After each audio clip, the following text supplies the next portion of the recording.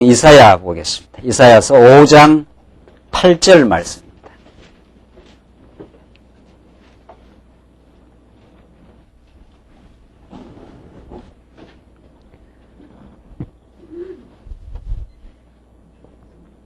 네, 새신 줄 알고 봉독드리겠습니다. 구약성경 이사야 5장 8절 말씀입니다. 가옥에 가옥을 연하며 전토에 전토를 더하여 빈틈이 없도록 하고 그 땅 가운데서 홀로 거하려 하는 그들은 화 있을진저. 만군의 여호와께서 내 귀에 말씀하시되 정령이 허다한 가옥이 황폐하리니 크고 아름다울지라도 거할 자가 없을 것이며 열흘가리 포도원에 겨우 포도주 한 바트가 나겠고 한 호멜 지기에는 간신히 한 에바가 나리라 하시도다. 아침에 일찍 일어나 독주를 따라가며 밤이 깊도록 머물러 포도주에 취하는 그들은 화 있을진저. 그들이 연회에는 수금과 비파와 소고와 저와 포도주를 갖추었어도 여호와의 행하심을 관심치 아니하며 그의 손으로 하신 일을 생각지 아니하는도다. 12절까지 봉독드렸습니다. 오늘 지금 이사야 말씀을 통해서 이사야 그 앞부분에 나타난 이사야 전체가 하나님의 언약대로 예언에 근거하여 남쪽 유다를 하나님께서 한번 때리시겠다. 하나님을 떠나 살고 하나님을 떠나서 행복을 얻으려고 하는 그 어리석음을 한번 하나님께서 깨우쳐 주기 위해서 깨닫게 하기 위해서 한번 때리시겠다. 그러나 그 때리심이 영원하지 아니하고 하나님께서 때가 되면은 그들을 반드시 그 싸매 주시겠다고 하는 그 예언의 말씀을 우리가 지금 듣고 있습니다. 그래서 우리 우선 이사야 앞부분을 우리가 지금 공부하고 있는데 진노에 대한 예언입니다. 진노에 대한 이것이 이사야 1장부터 39장까지 되어 있고 그다음 40장부터 마지막 이사야 마지막 장까지가 그 위로 혹은 회복에 대한 그 예언입니다. 위로와 회복. 그 이사야 전체 구도는 아주 간단하고 그 메시지가 분명합니다. 하나님이 너희들의 범죄를 인하여 때리시지만 반드시 싸매주겠다. 또 사실은 더 근본적으로 말하면 싸매어 주어 은혜를 깨닫게 하려고 너희들을 때리겠다 이런 뜻입니다. 근본적으로. 그런 말씀의 지금 구도 속에서 오늘 우리 공부하는 내용이 그 파멸에 대한 예언입니다. 파멸에 대한 처음에 서언이 조금 나오고 1장 내용이 그 다음에 파멸에 대한 예언입니다. 이게 2장부터 이제 5장 오늘 우리 공부하는 내용이 그 파멸. 이 부분만 읽으면 굉장히 두렵습니다. 두렵고 또 하나님의 그 진노하심이 극심하다는 걸 우리가 볼 수 있는데 그러나 그 6장부터는 보호가 나옵니다. 이 파멸 이후에 하나님께서 언제나 그 남은 자를 두신다. 혹은 거루터기를 남겨두신다. 아주 완전히 뿌리채 뽑아내지는 않는다. 그들을 불살라버리고 남쪽 유다가 완전히 그 느부갓네살에 왔을 때 역대하를 보면은 완전히 그 도성이 막 아주 초토화되고 불살라진다고 그렇게 되어 있습니다. 그리고 왕의 두 눈이 다 뽑히고 왕족들은 귀족들은 다 끌려가고 그 땅 백성들은 완전히 그 디아스포라 완전히 흩어져 버리고 열국으로 흩어져 버리고 그 나라가 완전히 거들나는 그런 파멸을 지금 예언하고 있습니다. 그러나 그 파멸 가운데도 아주 파멸시키는 것이 아니라 그 거루터기를 남겨두겠다 하는 것이 지금 5장, 6장의 그 흐름입니다. 그러니까 큰 흐름은 진노 다음에 이제 두 번째가 위로 혹은 회복 아닙니까? 큰 흐름이 있는가 하면 큰 흐름 속에 또 작은 흐름도 있습니다. 이렇게 사이사이마다 파멸시키지만은 너희를 아주 버리진 않겠다 하는 내용이 지금 나옵니다. 한번 보십시다. 파멸 내용이 어떻게 되는가? 우리 그 5장 앞부분이 우리 지난 시간 그 좋은 포도 맺기를 바랐는데 그 덜 포도를 맺었도다. 이게 하나님의 그 안타까운 그 표현입니다. 너희들이 하나님을 잘 섬기고 정말 그 시냇가에 심은 나무가 아름다운 결실을 맺는 듯한 그런 그 삶을 하나님이 그 기다렸는데 그게 아니라 덜포도를 맺어가지고 아무 먹을 수 없는 정말 그 바람직하지 않는 죄악으로 가득 찬 남쪽 유다의 그 말할 수 없는 그 우상 숭배 성전이 멀쩡하게 있는데도 산당에서 제사 드리면서 바알신을 섬기면서 그 땅에 그 풍요가 오기를 기다리는, 그 하나님으로 풍요하지 않고 세상으로 풍요하려고 하는 그 어리석음, 그것들을 하나님은 안타깝게 보시고 너희가 좋은 포도나무를 맺기를 원했는데 너희가 덜 포도를 맺었도다. 그래서 하나님께서 그 포도는 완전 갈아 엎어버리겠다. 그렇게 말합니다. 이 하나님의 그 진노의 표현입니다. 더 바꾸어 말하면 그 사랑의 표현입니다. 너희들의 그 삶을 그냥 내버려 두지 않겠다. 손을 대겠다. 그런 뜻이죠.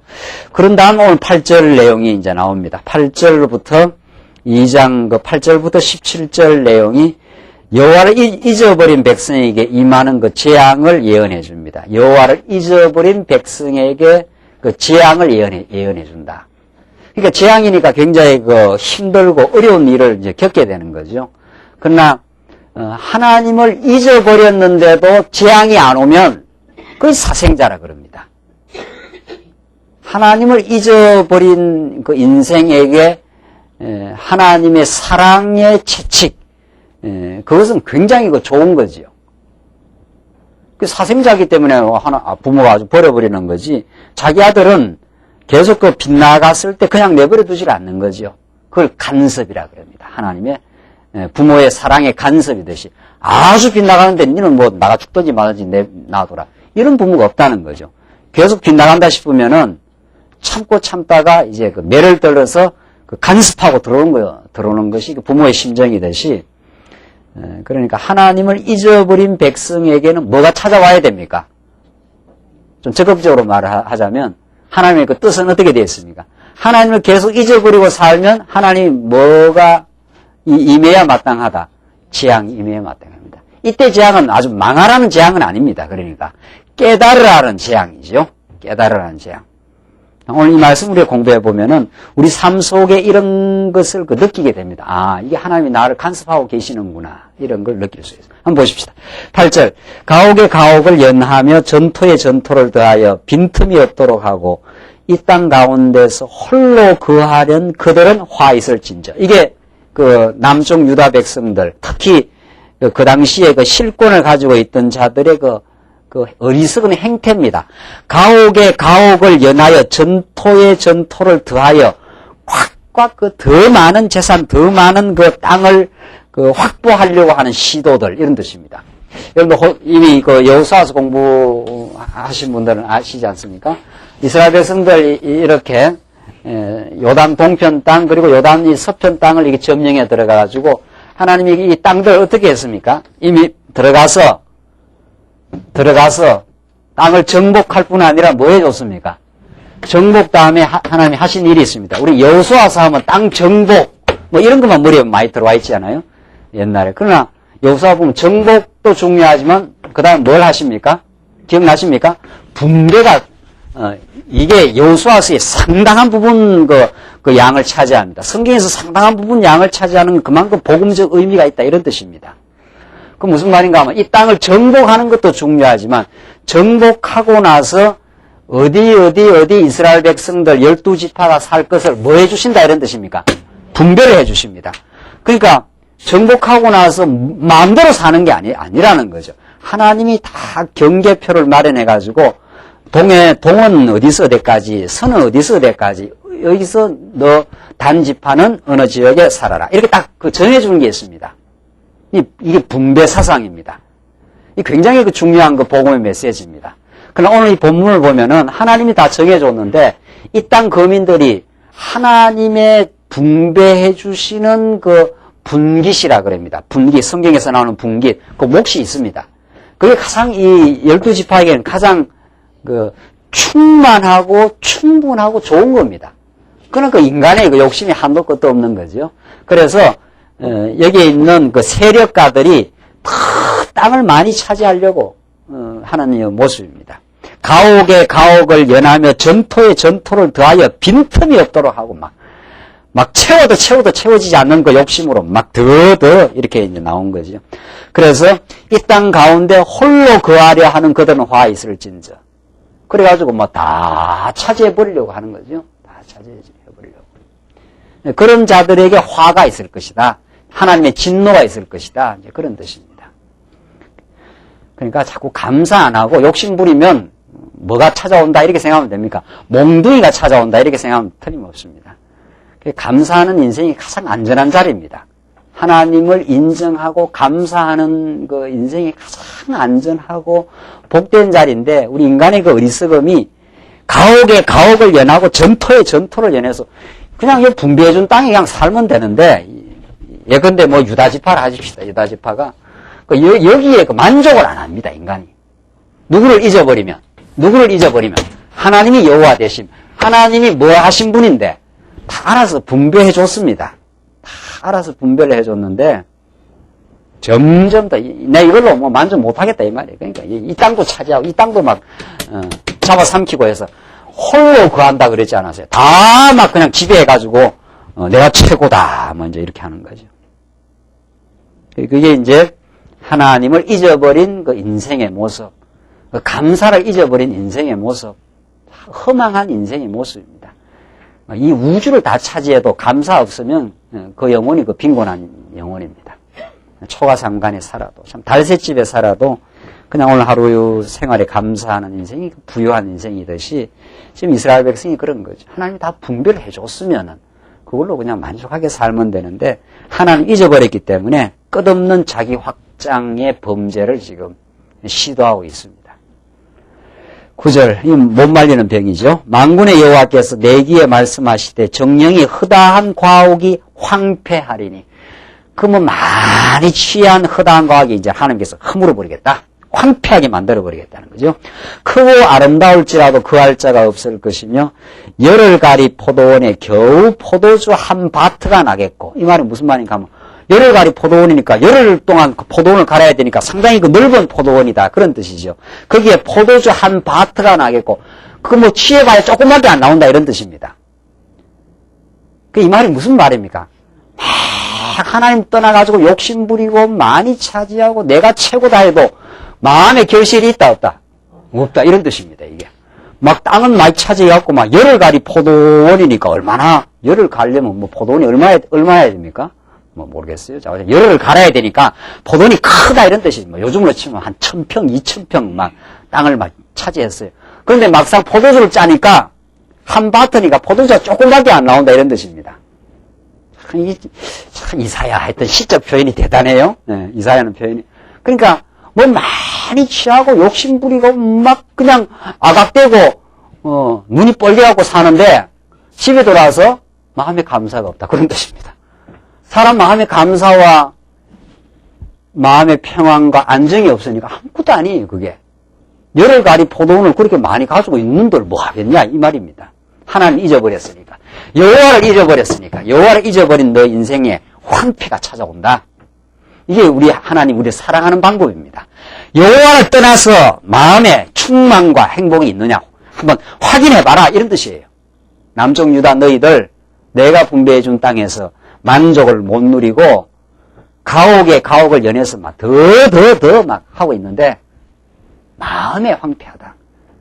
열흘가리 포도원에 포도주가 한 바트니까 조금밖에 안 나온다. 다 그게 덜 포도요.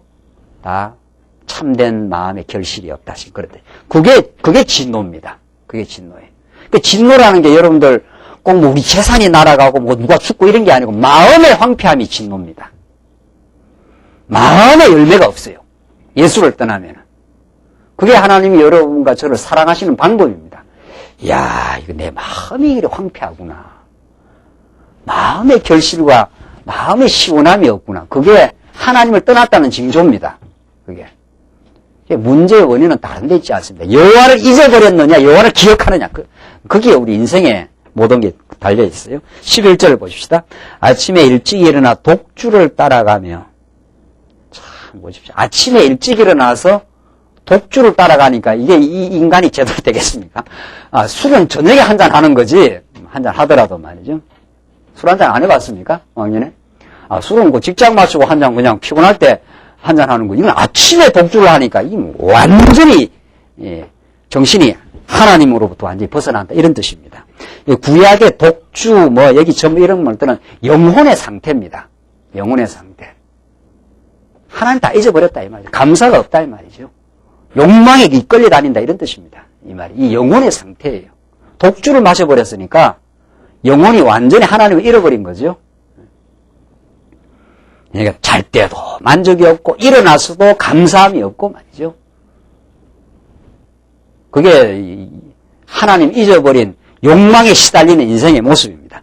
밤이 깊도록 머물며 포도주에 취하는 그들은 화 있을진저.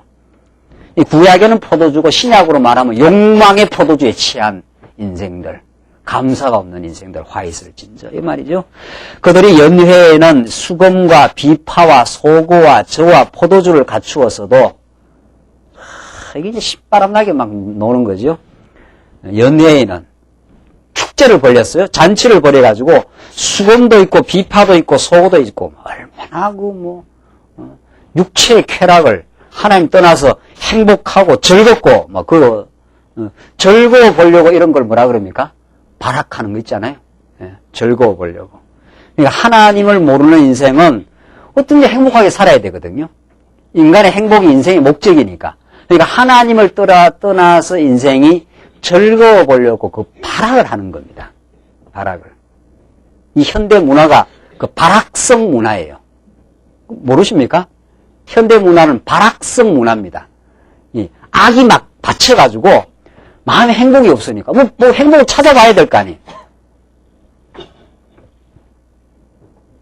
그 김목사도 많이 해봤어요, 왕년에. 밤새도록 안 놀아봤어요. 밤새도록 술 마시고 기타를 치고 노는데 노는 걸 멈추지 못하겠더라고요. 밤새도록 노는데.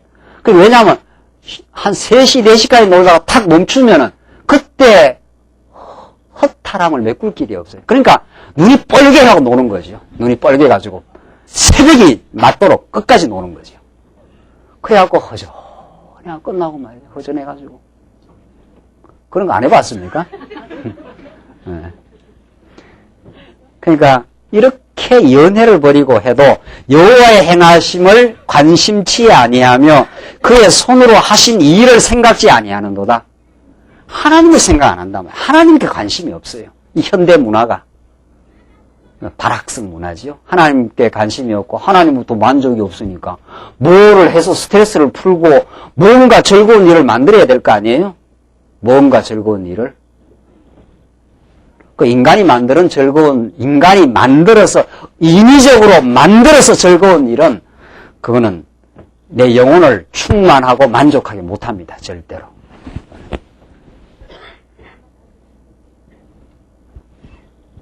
(13절) 이러므로 나의 백성이 무지함을 인하여 사로잡힐 것이요. 하나님을 몰라요. 무지함. 그 귀한 자는 줄일 것이요 무리는 목마를 것이며. 아무리 즐거움을 해도 영혼이 목마르게 돼 있어요. 그걸 지금 지적하는 거죠. 엄부가 그 욕망을 크게 되어 한량없이 그 입을 벌린 적 그들의 호화로움과 그들의 많은 무리와 그들의 떠드는 것과 그 중에서 연락하는 자가 거기 빠질 것이야. 욕망의 엄부가 입을 딱 벌리고 있어가지고 아무리 떠들고 아무리 호화롭게 해도 그 엄부 속에 어둠 속에 빠지게 될 것이라. 참, 하여튼 이거 이사야 대단하네요. 현대인의 이 발악성 문화, 뭘 막 떠들고 난리 아니에요. 즐거워 보려고 발악하는 거. 그 노래방에서 말이죠. 노래방 한 번씩 우리 집사님들 가시는 모양이더라고요. 예. 그 가더라도 좀 멋있게 노래를 좀 부르고 오는 건 좋은데, 그 즐거워 보려고 막 스트레스가 꽉 차였다가, 그 가서 이제 발산해 보려고 하는 거 발악하는 거죠. 예. 그 떠들고 말이죠. 이 떠드는 문화 말이죠. 그거 열매 없는 겁니다. 그 마음의 열매. 우리 성도들이 모이면 말씀을 이렇게 차분하게 듣고 마음에 잔잔한 행복과 기쁨이 있으면 그 떠들고 하는 게 아니고 소곤소곤 도란 말씀을 나누는데도 크게 떠들지 않아도 그 안에 평화가 있고 말이죠. 또 즐거울 때 즐겁더라도 그게 즐거운 내용이 다른 겁니다. 즐거운 내용이. 이 세상에서 모여서 즐거운 건 음란패설하고 말이죠. 다른 사람을 그 난도질하면서 즐기는 그 사악한 즐거움들 말이죠. 우리 과장 그거 하면서 이렇게 씹어대는 거 있지 않아요? 그러면서 아주 그 스트레스 푸는 거. 그거는 스트레스 풀리지 않습니다. 집에 가면 머리가 퀭해지고 눈이 뻘개집니다. 그 보나마나. 우리 예수 믿고 즐거운 거는 많이 즐겁고 서로 사랑하고 서로 위로하고 그건 말할 수 없는 피로가 풀립니다. 우리 삶에 다른 사람을 위해주고 다른 사람을 위해서 기도해주고 이거 굉장한 스트레스가 풀리는 겁니다. 그 속에 우리 평화가 있습니다. 여기 보십시오. 호화롭고 떠들고 연락하고 이래봐야 음부가 욕망을 크게 딱 벌리고 있어서 그 입으로 다 삼킨다는 거예요. 끝없이 갈증을 느낍니다. 끝없이 갈증. 이게 하나님을 잃어버린 그 영혼의 황폐함을 지금 말해주는 거죠. 15절 천한 자는 굴복되고 귀한 자는 낮아지며 오만한 자의 눈도 낮아질 것이며 오직 만군의 여호와는 공평함으로 높임을 받으시며 거룩하신 하나님은 의로우심으로 거룩하다 하심을 받으시리니. 자, 그때 음부가 욕망을 크게 내어서 한량없이 입을 벌려가지고 전부 그 교만한 인생들을 황폐함으로 몰아갈 때가 있다. 그때 하나님의 그 높으심이 드러날 것이다. 너 인생들은 그때라야 낮아질 것이다. 그게 하나님께서 때리시는 장면이에요. 이스라엘 백성들이 한없이 지금 교만해져 있습니다. 한없이. 하나님을 떠나고 연락하고 하나님을 떠나서 행복하려고 한 너희들은 음부가 입을 딱 벌려갖고 너희들 딱 잡아 삼켜버릴 것이다. 이때는 이 백성들이 하나님을 그 영화롭게 안 하거든요. 하나님 우리를 도우셨습니다. 하나님께서 약속대로 이 나라를 주셔서 우리를 평안하게 살게 하셨습니다. 그러니까 감사하고 행복하고 하나님께 돌려야 될 영광을 안 돌려요. 계속 바알신을 섬기고 가옥을 더 막 잡아삼키면서 분배해준 땅으로 만족하지 않는 백성들 말이죠. 호화롭고 떠들고 말이죠. 그래서 스스로 그 쾌락을 취하면서 인간 스스로 행복을 추구하는 너 인생들, 너희들을 음부가 입을 딱 벌리고 너희를 잡아삼켜버릴 것이다. 이게 이제 아수르, 바벨론입니다. 북이스라엘은 아수르가 와서 걷어삼켜버리고 바벨론이 와서 너희들을 완전히 걷어내버릴 것이다. 그때도 너희들이 행복하겠느냐 이거 말이죠. 그때 만군의 여호와가 이름이 더 높아지고 하나님이 때리신다는 것을 너희에게 보여줄 것이다. 그리고 하나님이 다시 싸매가지고 너희를 참된 행복의 길로 인도해 주고야 말 것이다. 지금 그 말이. 그때에는 17절 어린 양들이 자기 초장에 있는 것 같이 먹을 것이요 살찐 자의 황무한 밭의 소사는 유리하는 자들이 먹으리라. 그래서 이렇게 황폐하게 될 것을 말하고 18절 보십시다. 18절로 30절은 백성들이 부패함으로 이방을 들어 치실 것을 예언합니다. 이제 지금 금방 설명한 대로 계속 부패를 거듭하는 지금 이사야 선지자가 어디입니까? 여기서 예언이 북이스라엘 거의 망할 즈음 그러니까 우시야, 요담, 아하스, 히스기야로 이어지는 이 시대입니다. 이 시대.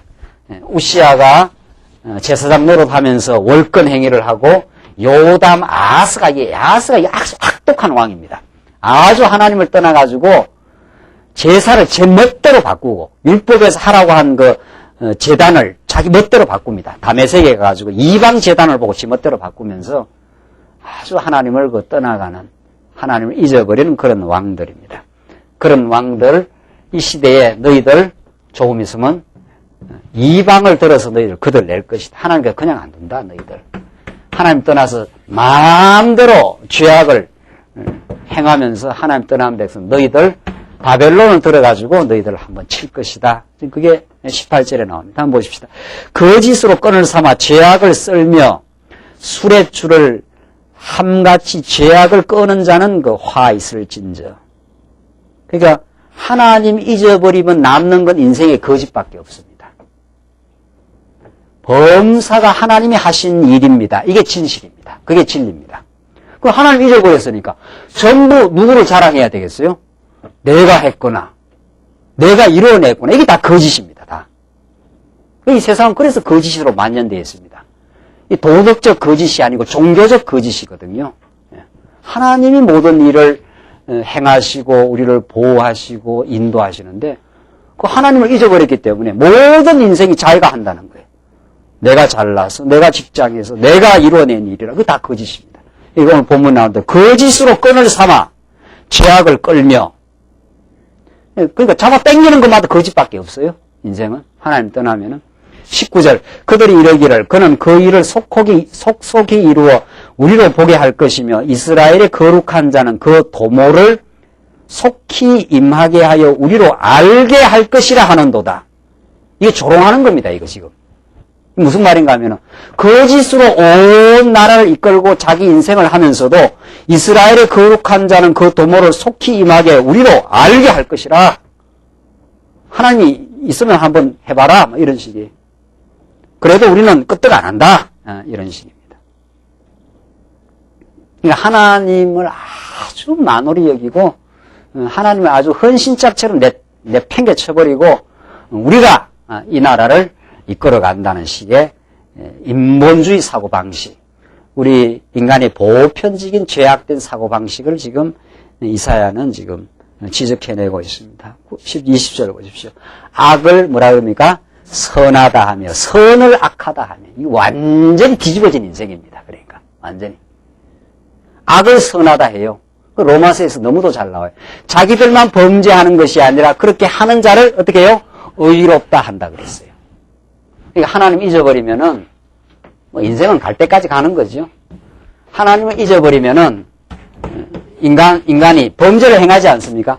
범죄를 행하기만 하는 게 아니라 범죄를 그렇게 행하는 유유상종이라고 똑같은 범죄를 행하는 사람은 굉장히 또 의롭다 해줍니다. 아, 잘한다고. 잘한다 해도 자기도 어떻게 되니까? 잘하는 인생이 되니까. 그래가지고 악을 선하다 하고 선을 악하다 하고 완전히 선악을 뒤바꿔버리는. 그래서 범죄 행위를 하지 않습니까? 하나님 떠나서 마음대로 탐욕을 부리고 그렇게 하면 옆에서 또 잘한다고 또 부추겨줘요. 잘한다고. 그래서 완전히 도취된 인생이 되어버린 거죠. 이게 하나님 떠나면 인간은 거의 자기 도취에 삽니다. 도취라는 게 뭔지 아십니까? 현실하고는 관계도 없는 그 도취된 인생 있지 않아요? 자기가 지금 말할 수 없이 하나님을 떠나 악한 삶을 살고 있는데도 내가 선하다 하고 옆에서 또 따르는 꼬봉들이 당신이야말로 의롭습니다. 또 해주거든요. 완전히 도취된 인생이죠. 완전히. 그게 지금 세속적 삶이 그렇게 진행됩니다. 뭐가 나중에는 선인지 악인지도 모르는 거예요. 힘이 선이다 이렇게 되는 게 나아요. 뭐가 정인지 모르요. 힘이 정이다 이렇게 돼 있어요. 나중에. 그러니까 선악의 기준이 없는 겁니다. 선악의 절대적인 기준이 하나님이시고 하나님이 좋아하시는 것이 선이고 하나님이 싫어하시는 게 악이다. 이렇게 딱 절대적인 선악 기준이 있어야 사는데 현대사회 하나님을 잃어버렸기 때문에 힘센 게 장땡이고 법원 가면 무슨 정의로운 판단이 있을 것 같습니까? 돈 많이 먹이면은 그게 이기는 거고 돈 없으면 뭐 패배하고 나오는 거고 다 그런 겁니다. 세상에 정이 없습니다. 미국은 자기들이 무슨 선의 무슨 나라인 것처럼 해도 국익과 배반되면 가서 그냥 아주 초토화시켜버려요. 이라크 같은 나라는. 무슨 자기들이 뭐 큰 선을 행하고 이라크, 북한 이런 걸 악의 축이라 이렇게 규정을 했지 않았어요? 악한 나라다 이 말이죠. 이라크는 미국 보면 뭐라 그러는 줄 아십니까? 너희들이야말로 악의 화신이다 그럽니다. 왜 우리 잘 살고 있는 우리나라를 이렇게 와서 초토화시키느냐 말이죠. 악을 선이라 그러고 선을 악이라고 지멋대로 돌아갑니다. 여기에 무슨 선악이 있습니까? 이 땅 위에 무슨 선악의 기준이 있느냐면 그래도 아직도 우리는 도덕적 기준이 있어요. 그래서 이렇게 하는 게 선이다 말이죠. 이렇게 안 하면 다 나쁜 놈들이다 그러는데 절대적인 하나님을 잊어버리면은 인간의 도리고 뭐고 다 지멋대로 바꾸어 나가는 거죠.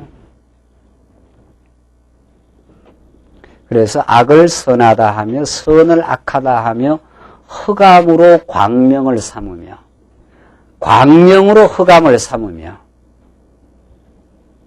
이 완전히 뒤집어진 이제 하나님을 떠난 인생들의 전복된 인생입니다. 뒤집어져 버렸어요. 뭐가 빛인지 뭐가 어둠인지도 모릅니다.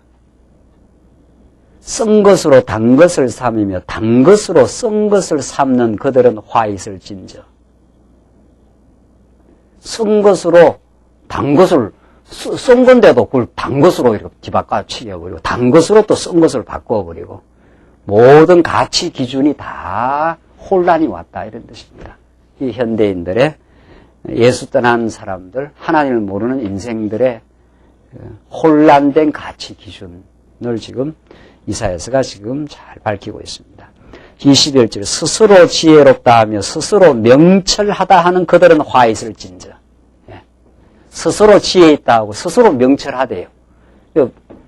그러니까 부처가 무슨 뜻입니까? 부처가 인간에게 인간이 욕망도 좀 있기도 하지만은 욕망이 있긴 하지만은 인간은 타고날 때부터 불성을 타고난다. 이게 불성, 깨달을 수 있는 가능성을 타고난다 이런 뜻입니다. 지혜로울 수 있는 가능성을 타고난다. 반야심경이라는 게 그 지혜의 경전입니다. 마하반야 바라누리다 이렇게 나오잖아요. 그게 더 높은 지혜를 향하여, 이런 뜻입니다. 그게. 왜 계속 그렇게 깨우는 거 있잖아요. 그거 안 해봤습니까? 왕년에? 그게 지혜였습니다. 그게. 그러니까 인간이 어리석음에서 지혜로 갈 수 있는 길이 있다. 더 높은 지혜를 향하여 우리가 갈 수 있다. 가짜예요, 가짜. 그것만 가짜가 아니고, 우리 인생이 다 가짜입니다. 인생이. 그러니까 자기가 스스로 지혜로울 수 있다는 거예요. 자기가 어리석음을 자기 스스로 극복할 수 있다는 거예요. 성경은 안 된다는 거예요. 너가 지금 가치 혼란에 빠져 있다. 하나님을 떠나버렸기 때문에 자기 마음대로 기준을 정한다는 거예요. 인간이. 이걸 선이다, 악이다, 지 마음대로 바꿔요. 여러분들 악과 선이 얼마나 바뀌어져 왔는 줄 압니까? 옛날에는 임금을 잘 모시는 게 선이다 했다가 이제는 민주화 시대는 임금의 목을 쳐버려라. 이렇게 되어버리고. 그러니까 이 가치 혼란이 하나님을 떠난 인생들의 필연적인 귀결이고 스스로를 지혜롭다 하는 자가 가장 어리석은 자입니다. 그러니까 예수를 믿으면 우리는 뭘 발견하게 됩니까? 우리가 예수를 발견한다는 것은 내가 어떻다는 걸 발견하는 겁니까? 내가 지혜 없는 죄인이다. 이걸 발견하는 게. 그게 이제 참 지혜로 가는 길입니다. 그거야말로. 예수님이 지혜의 보고시니까. 그래서 지금 여호와 하나님을 잃어버린 인생들이 다 각자 지혜롭다는 거예요. 각자. 나도 지혜롭다. 너도 지혜롭다. 그 공산주의도 자기들이 체제가 지혜롭고 복된 체제다. 민주주의도 민주주의가 복된 체제다. 자본주의도 자본주의가 복된 체제다. 그게 갈등과 분쟁과 끝없는 혼란이 있을 수밖에 없습니다. 이게 세상 역사입니다. 한 번도 세상 역사가 참된 평화를 유지해 본 적이 없습니다. 그 속에 하나님께서 교회를 두시고 그 속에 하나님께서 정말 바른 가치관을 세우시고 하나님 중심하는 선악을 바르게 깨달을 수 있도록 우리가 하나님을 섬기는 것이 참 선이요. 우리가 죄악 가운데서 자기를 정말 섬기고자 하고 자기 욕망을 추구하는 것이 악임을 깨닫고 이제 하나님께로 돌아온 인생으로 우리를 그렇게 이제 만드신 거 아닙니까? 그래서 스스로 지혜롭다 하며 스스로 명철하다 하는 그들은 화에 있을진저 포도주를 마시기에 용감하며 독주를 빚기에 유력한 그들은 화에 있을진저. 이게 지금 포도주, 독주 이런 것들이 다 하나님을 떠난 그 영혼의 상태입니다. 세속적 사상 이런 뜻입니다. 우리 신약적으로 말하면 전부. 그들은 뇌물을 인하여 악인을 의롭다 하고 의인에게서 그 의를 빼앗는도다. 이게 전부 구약에 하나님께서 율법에 전부 뇌물 받지 말라. 하나님을 다 의지하고 살아라 했는데 뇌물을 인해 가지고 악인을 의롭다 해줘 버린다는 거죠. 그것은 하나님을 잊어버리고 스스로가 의를 주장하는 그런 혼란된 삶으로 이스라엘 백성들이 그렇게 가고 있습니다. 자, 그러니까 지금 이스라엘 백성들의 부패와 혼란은 결국은 모세의 율법을 잊어버린 겁니다. 이게. 지금 선지자들은 구약 모세 율법을 잘 알고 있는 사람입니다. 모세 율법을 지킨다는 것은 구약 시대 때입니다. 우리 신약 시대와 다릅니다. 구약 시대 때 모세 율법을 지킨다는 건 절대 기준자, 모든 가치의 궁극적인 기준이 되시는 하나님을 기억한다 이런 뜻입니다. 율법을 지킨다는 건. 우리 신약 시대는 율법 안 지킵니다. 신약 시대는 율법을 다 이루신 누구를 지킵니까? 우리는 예수를 지킨다 이렇게 표현할 수 있죠. 예수를 믿는다 그런 뜻입니다. 우리는 예수를 알고 예수를 믿으면 그 예수를 통해서 하나님을 알지 않습니까? 그게 우리의 가치의 원천이자 절대적인 가치의 기준입니다. 하나님 여호와를 아는 것. 그러니까 우리 삶 속에 뭐가 선이냐? 하나님을 인정하는 것. 이게 선입니다. 오늘 아침 일어나서도 하나님이 나를 건강을 주셨습니다. 우리 삶 속에 어려움이 와도 하나님이 어려움을 주셨습니다. 그게 선입니다. 그게. 이 어려움을 통해서 나를 더 하나님 백성 되게 하고 계십니다. 그게 선하게 판단하고 있는 거죠. 근데 하나님을 잊어버리면 어려움이 찾아오면은 왜 이러움이 왔을까? 저 죽일 놈 때문에 라든가 이렇게 자꾸 인간적 생각을 하는 거죠. 저 사람이 나를 괴롭히기 때문에 이런 식이죠. 하나님 잊어버리면 그렇게 됩니다. 그걸 우리는 성경은 악이라고 그럽니다. 악한 판단이라고 그럽니다. 그래서 지금 이사야서는 이스라엘 백성들이 율법을 잊어버렸기 때문에 율법을 안 지킵니다. 이 율법이 하나님에게로 인도하는 그 가이드입니다. 가이드라인이에요. 이게 율법을 지키면 하나님 우리를 지켜주셨구나. 율법은 너희들이 경계표 안에서 살아라 이렇게 돼 있단 말이죠. 그러니까 하나님 우리에게 주신 이 땅이 가장 우리가 완벽하고 충만한 땅이구나. 이 경계표 안에서 살도록 하자. 이렇게 하나님을 기억하면 그 즉시 마음에 감사가 와요. 근데 율법을 다 잊어버렸기 때문에 율법은 안 읽습니다. 이 왕들이, 제사장들이. 그러니까 주신 것으로 만족 안 해요. 더 전토의 전토를 연해서 더 탐욕을 부리면서 바알신을 섬기면서 하나님 잊어버리니까 같이 혼란이 와버립니다. 선을 악하다고 악을 선이라 하면서 이제 뒤집어진 인생을 사는 거죠.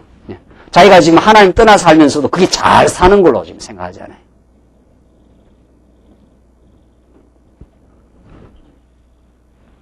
그러니까 우리는 지난 주일 이후 일주일 동안 이렇게 세상을 살다가 하나님 말씀 앞으로 오면 자꾸 이렇게 좋은 의미의 신선한 충격을 받습니다. 왜냐하면 말씀 떠나면 자기가 곁길로 하나님 떠나서 어리석게 살면서도 항상 인간은 자기 의를 주장을 합니다. 자기가 지금 하나님 떠나서 빛나게 지금 판단하고 살거든요. 그러면서도 그걸 옳다고 생각하는데 말씀을 덕석 들으면 어떻게 됩니까? 내가 틀렸구나 이렇게 되는 거죠. 내가 빗나갔구나 말이죠.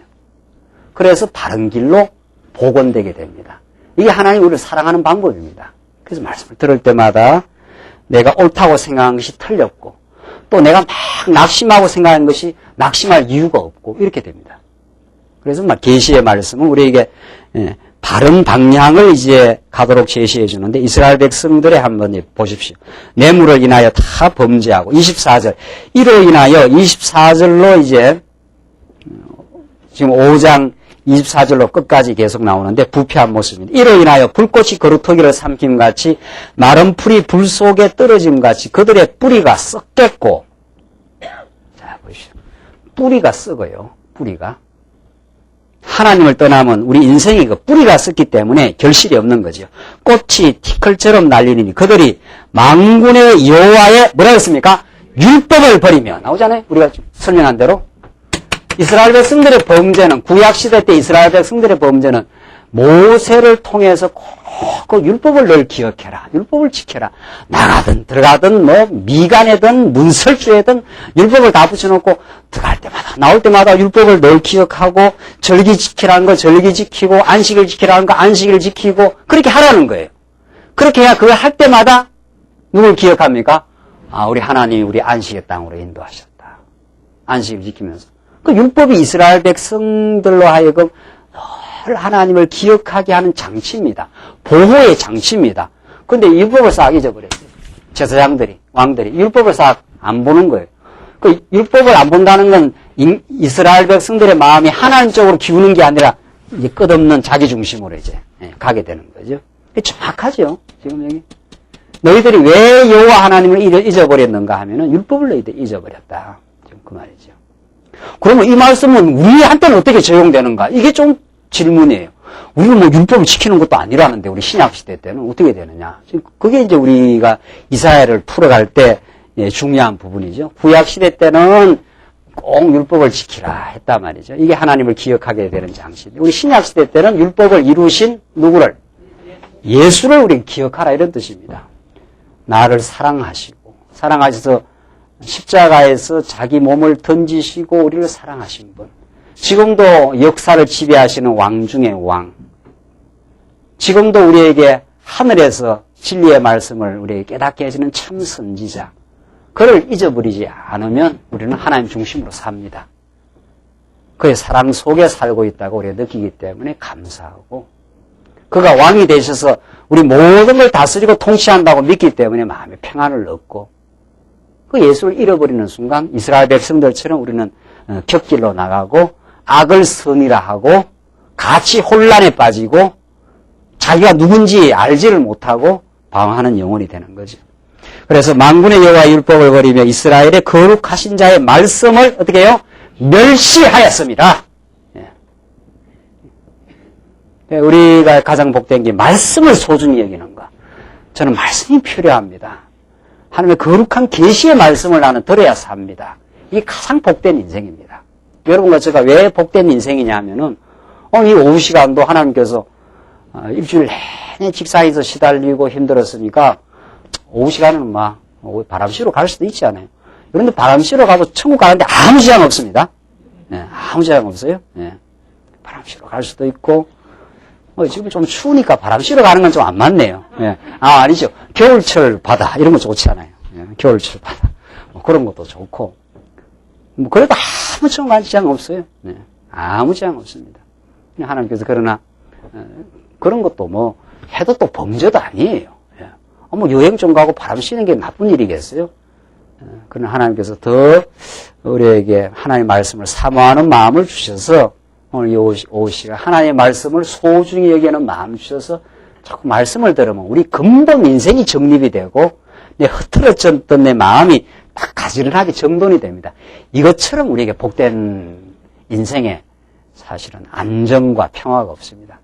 그것이 자기에게 참 유익하다고 생각하고 그런 가치를 느끼기 때문에 우리가 이 시간에 우리가 말씀을 듣는 거 아닙니까? 이스라엘 백성들은 거룩하신 자의 말씀을 멸시해버립니다. 그러면 인생은 이제 막 가는 겁니다. 그때부터는 가치 혼란에 빠지는 겁니다. 25절을 보십시다. 그러므로 여호와께서 자기 백성에게 노를 바라시고, 나오잖아요? 하나님 말씀을 멸시한 이스라엘 백성은 그냥 두질 않습니다. 반드시 재앙이 옵니다. 때리시고야 만다, 이런 말이죠. 드디어 한번 꺾어놔야 돼요. 노를 바라시고 손을 들어 그들을 치신지라. 산들은 진동하며 그들의 시체는 거리 가운데 분토같이 되었으나 그 노가 돌아서지 아니하였고 그 손이 오히려 펴졌느니라. 이 하나님이 한번 진노하기 시작하면은 이 떠나가는 백성들, 하나님 떠나서 율법을 멸시하고 하나님의 말씀을 멸시하는 백성들 그냥 안 두겠다. 내가 한번 진노를 바라면은 뭐라 했습니까? 시체가 그 거리 가운데 분토같이 되면 하나님께서 한번 초토화를 내겠다.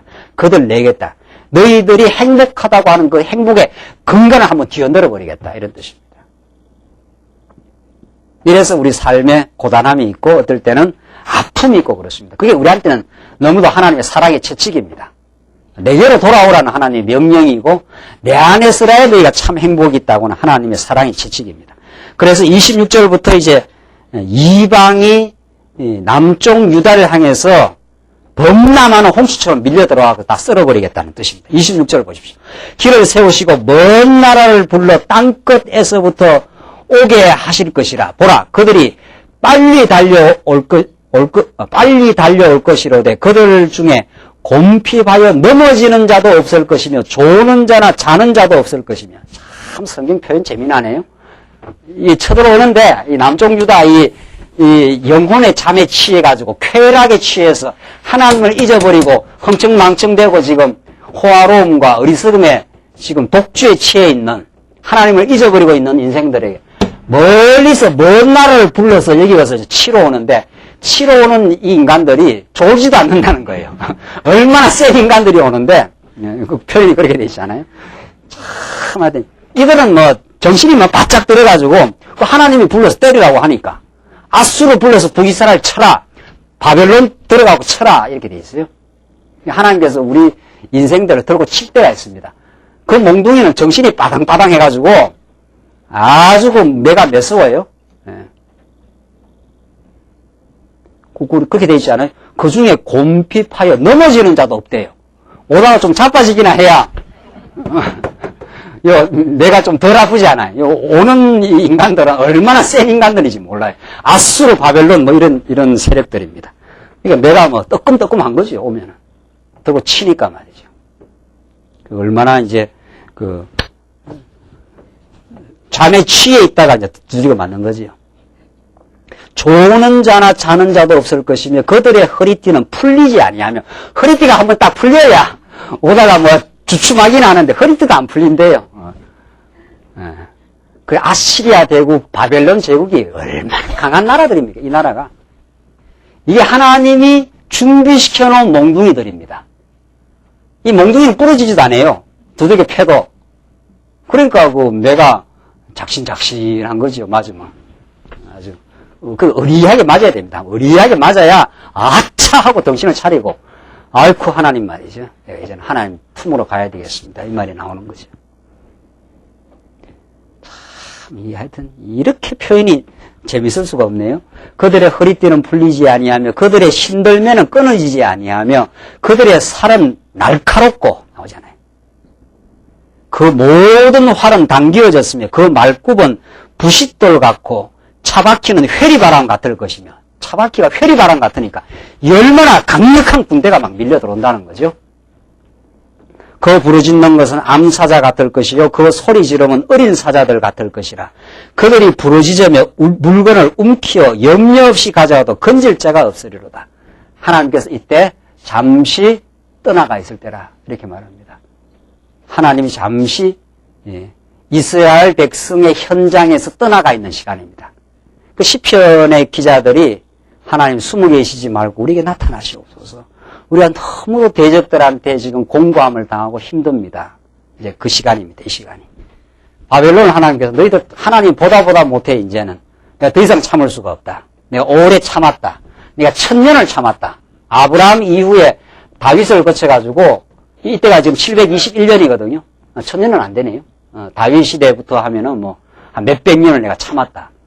다윗 이후 솔로몬 이후에 한 300년을 지나면서 북이스라엘 남쪽 유다가 완전히 하나님을 떠나가거든요. 그래서 한 오래 참았어요. 더 이상 내가 못 참겠다. 이렇게 된 거죠. 내가 이제 아수르 바벨론을 들어가고 아수르를 들어서 북이스라엘은 아주 그들 내버리고 남쪽 유다는 바벨론을 들어가지고 너희들을 치겠다. 지금 하나님께서 그런 의지 표현을 하고 있습니다. 그때는 너희들 건질 자가 없다. 그때는 너희들이 나에게 부르짖어도 내가 응답 안 한다. 이렇게 말해요.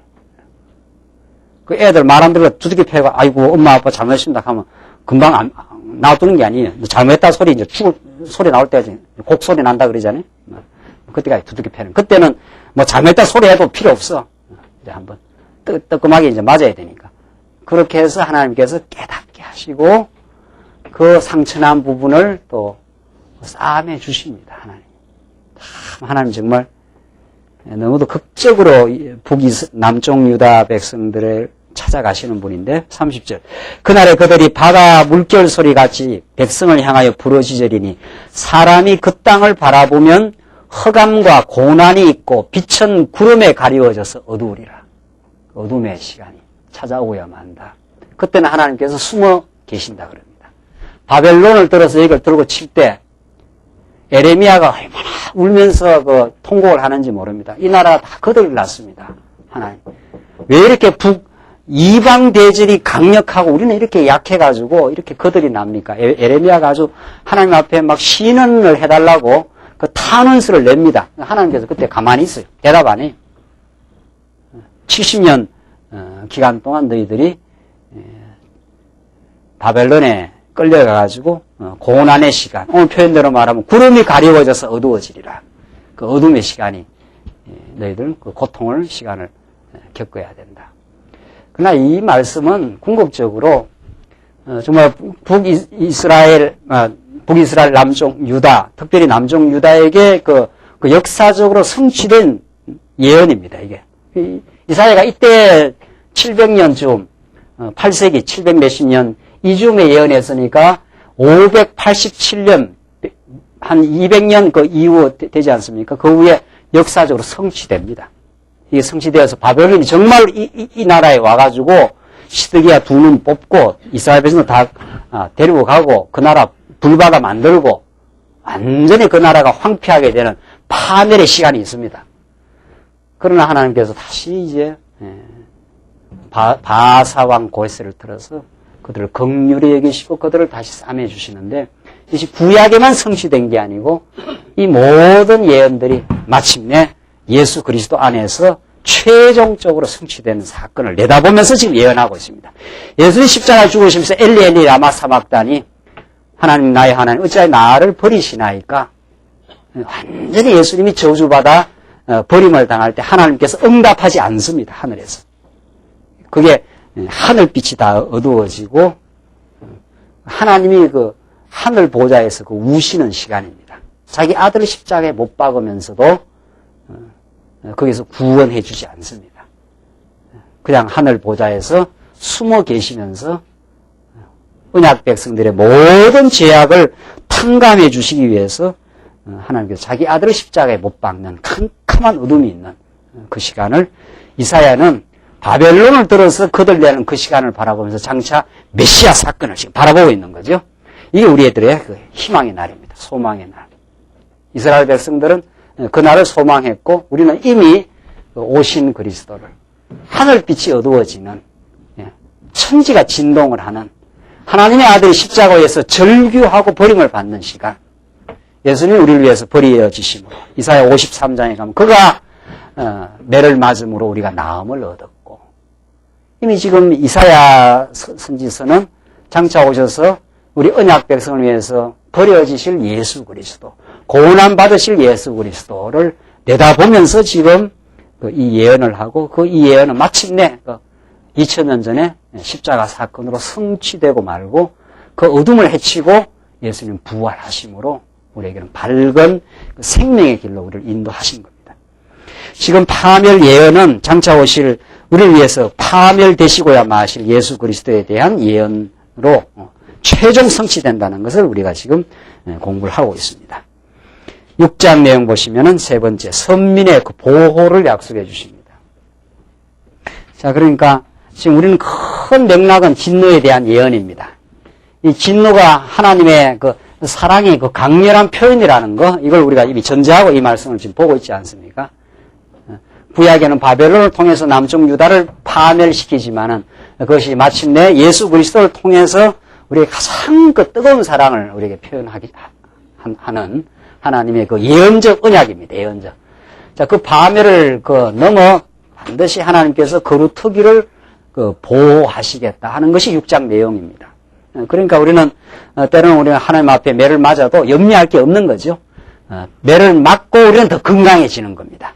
매를 맞고 우리는 성장의 길로 나아가고 더 깊은 하나님의 뜻을 지금 깨닫는 쪽으로 나가는데 6장은 아주 특이합니다. 이사야 6장은 모든 선지서들은 선지자를 부르는 것이 앞에 나옵니다. 예레미야서도 그렇고 에스겔서도 그렇고 전부 그 선지서 앞부분에 하나님이 선지자를 소명합니다. 그러나 이사야는 그렇지 않아요. 이사야는 1장에서 5장까지 파멸을 예언하고 6장에서 이제 그 선지자 이사야를 지금 부르는 내용이죠. 좀 특이하죠. 그 이유가 있습니다. 이것이 그만큼 하나님께서 이스라엘 백성들을 향한 그 진노, 파멸을 먼저 예고를 해주는 거죠. 하나님께서 더 이상 못 참겠다. 뭐 이렇게 된 거죠. 너희를 때리고야 말겠다. 그러나 내가 이사야한테 그 보호의 약속을 맡겨놓았으니까 염려하지 마라. 이런 식으로 지금 6장 내용이 표현이 됩니다. 한번 보실까요? 하나님께서 이사야를 어떻게 부르시고 이사야한테 그 보호의 약속을 해주고 계시는가. 이게 아주 중요한 부분인데 이사야 6장 한번 봅시다. 이사야에게 그 언약 백성들을 보호하실 이 약속을 해주는 장면입니다. 6장 1절로 5절 봅시다. 우시야 왕이 죽던 때 이사야가 이제 하나님으로부터 그 부름, 환상을 보게 되는데, 보십시다. 우시야 왕이 죽던 해에 내가 본적 주께서 높이 들린 보좌에 앉으셨는데, 자, 이게 이사야가 하나님의 보좌를 환상 가운데 보는 겁니다. 환상 가운데. 이런 모든 이사야서에 나오는 또 에스겔서에 나오는 구약적 환상은 신약의 계시록에서 완전 최종 성취가 됩니다. 계시록에 계속 보좌 이야기가 나오고 하나님이 보좌에 좌정하시고 온 우주 만물을 통치하신다 하는 그 뜻입니다. 이 보좌라는 건. 보좌에 그 하나님이 앉아 계신 모든 것이 그 하나님의 휘하에 들어간다 이런 뜻이죠. 하나님이 통치하신다 그런 뜻인데 한번 보십시오. 그 옷자락은 성전에 가득하였고, 참, 이거 하나의 그 문학적 표현이에요. 아주. 그 하나님의 보좌의 그 옷자락이 성전에 다 이렇게 넘쳤다는 거죠.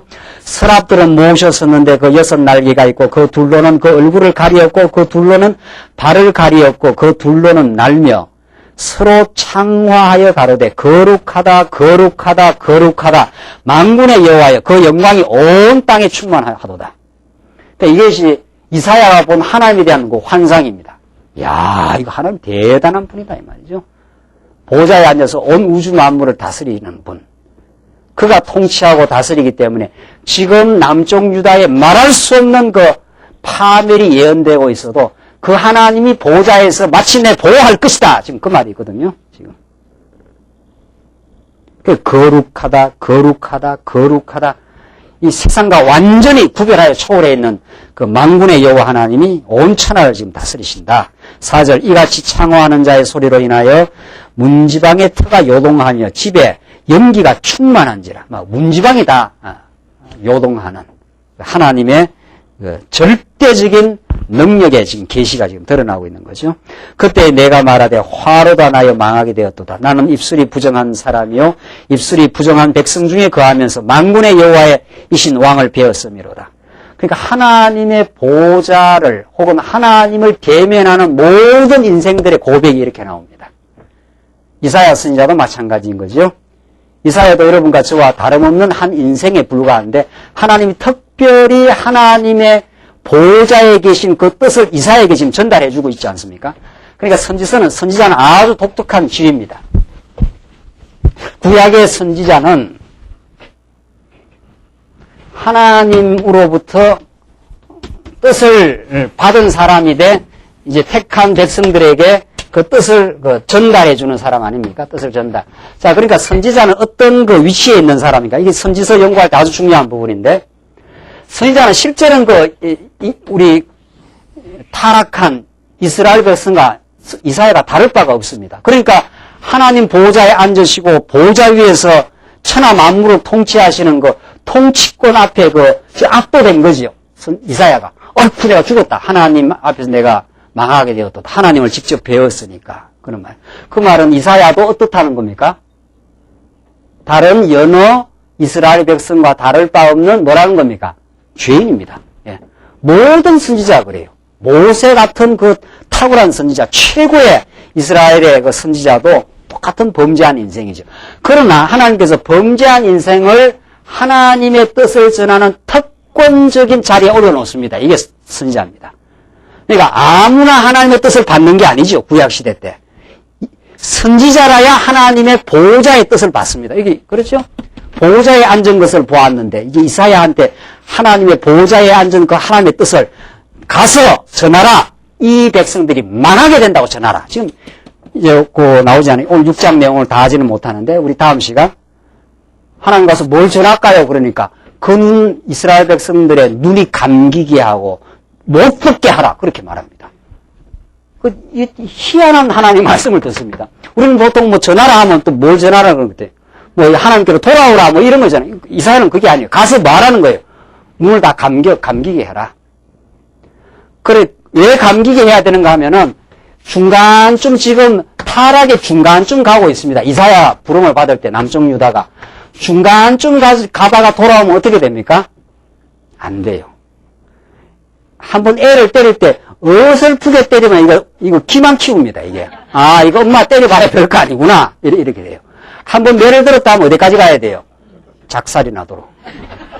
그러니까 중간쯤 가다 돌아오면 안 돼요. 이사야 예언할 시점이 가서 눈을 멀게 해버려라. 못 돌아오게 해라. 그러면 눈을 멀게 하면 어디까지 갑니까? 작살이 나도록.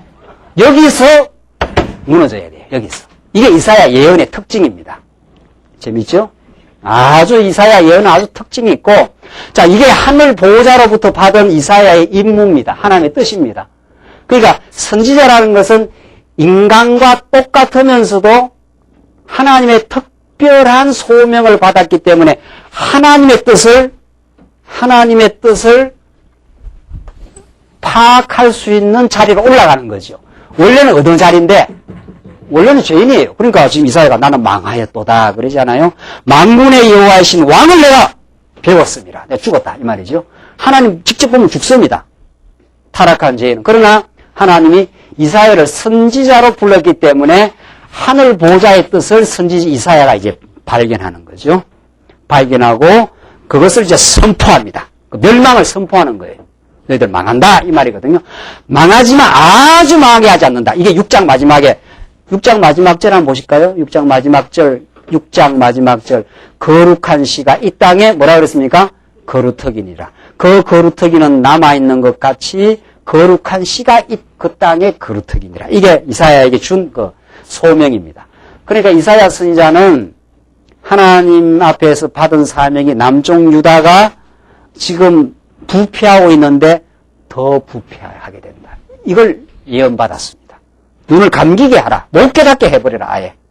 그래서 하나님의 매를 한번 맞을 그런 자리에 가도록 하나님께서 예언하시고 그러나 아주 멸망하지 않는다. 그래서 이사야 선지자는 사람과 같은 범죄한 인생이 돼 하나님의 뜻을 직접 부여받는 선지자로 부름을 받습니다. 이 선지자가 누구를 예표합니까? 누구를? 장차 하나님 보호자로부터 내려오시는 예수 그리스도의 예표예요. 그 예수 그리스도는 우리와 동일한 죄인이시되 하늘 보좌에 내려온 하나님의 뜻을 받은 사람이죠. 받은 하나님의 아들이십니다. 오늘 이 본문 말씀이 우리들에게 진정한 하나님을 깨닫는 복된 말씀 되시기 바랍니다. 기도하십시다. 우리 하나님 아버지, 우리에게 베푸신 은혜를 감사합니다. 이사야 말씀을 통해서 하나님 떠나가는 백성들을 때리시지만 하나님 모세의 언약대로 그들을 반드시 다시 회복시켜 주실 여호와이심을 우리에게 배웠습니다. 우리 하나님 더 깊이 잘 알아 참으로 지식 없어 망한 이스라엘 백성들 하나님께서 다시 회복시키던 하나님 여호와 그 하나님을 우리가 참으로 바르게 깨달아 그에게 영광을 돌리며 범사에 감사하며 범사에 하나님을 인정하는 복된 자리로 저희들을 인도하시옵소서. 예수님 이름으로 기도하옵나이다. 아멘.